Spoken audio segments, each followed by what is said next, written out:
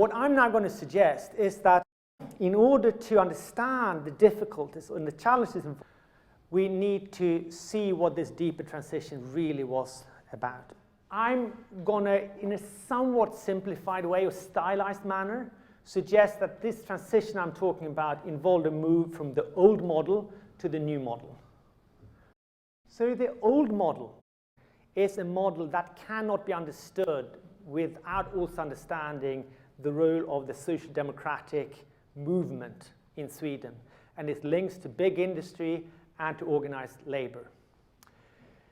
This power structure is a direct result of the industrial success of Gothenburg, just in the same way as the docks are a consequence of that success.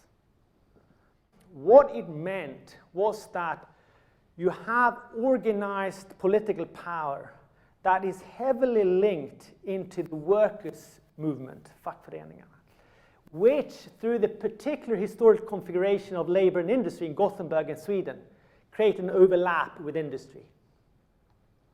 So the same party could build legitimacy both with the workers and with industry at the same time, because of the way that industrial production was organized.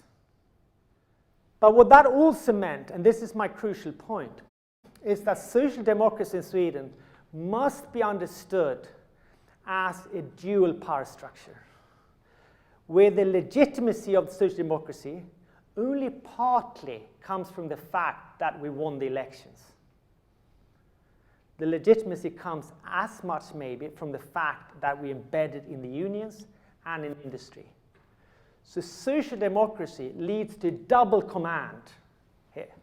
You have your legitimacy both in the informal connection to industry and organized labor and the formal connection to the electoral system. And I think the Gothenburg model must be understood in this interplay. And of course, this interplay is going to radically shift for all the reasons I said before. Industry is internationalizing. Furthermore, industrial production is changing, so the labor union has fragmented. So that basic building block for the organization of political power has disappeared. But of course, the old structure, what that allowed was a centralization of power, which in turn allowed the delegation of power to an informal, quite small group of individuals, which could then make decisions in an intuitive and personal way in different environments, with no real need for formalized steering documents. Furthermore, it allowed them to exercise power through their own semi-personal networks. So they can place individuals as chairmen and CEOs in the companies or as head of these different technical departments and manage them not through that source of legitimacy, but through that source of legitimacy. I was having a conversation with one of these directors the other day who'd served for many years, and he mentioned a conversation he had had with Göran Johansson a few years back, which was around a tough decision, when Göran Johansson said, "Blanda inte in nämnden." Don't involve the political committee in this. And what he was saying, we're going to manage this through our informal connection.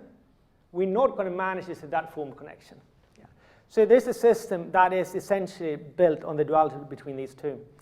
What it means, of course, for the key strategic question we're talking about, the ability to coordinate, is that this allows centralized power through personal connection, one form of coordination that can be very effective, and which I think was at the heart of what emerged as Göteborgsandan. Gothenburg was seen as a success, and I think the risk willingness, both in Eriksberg but also in Gårdsten, are examples of that. With this personal stability combined allows you also to take risks. I will argue also that the expansion of the use of municipal companies in Gothenburg is a direct consequence of this. Because what it does is, of course, that it provides independent tools for social democracies to exercise power in the informal way rather than the formal way. And if you have companies with large balance sheet, like Framtiden and the early Älvstranden, It's a very powerful tool because actually you can go that way and do big investments without having to go into the budget process. It's very convenient if you want to get things done. This model we're leaving, just as we're leaving big industry, or as a matter of fact for the same reasons as we're leaving big industry. And this shows why it's such a, I suppose, a genius thing in the vision to say that in order to now move into these knowledge structures, we also have to work differently.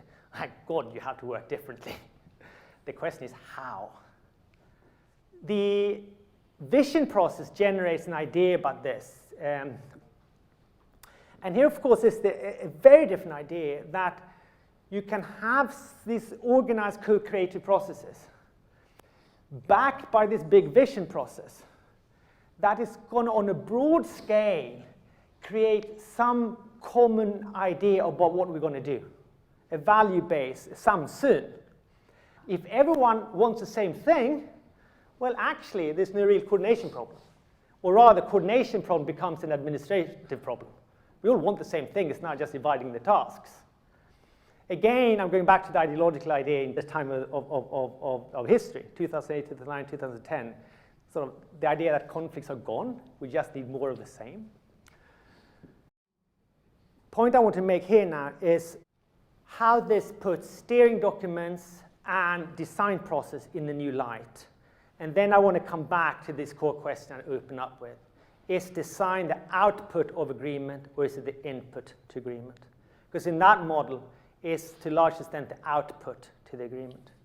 In this model, I think it has to be, or it has to be the input to the agreement. In the old model,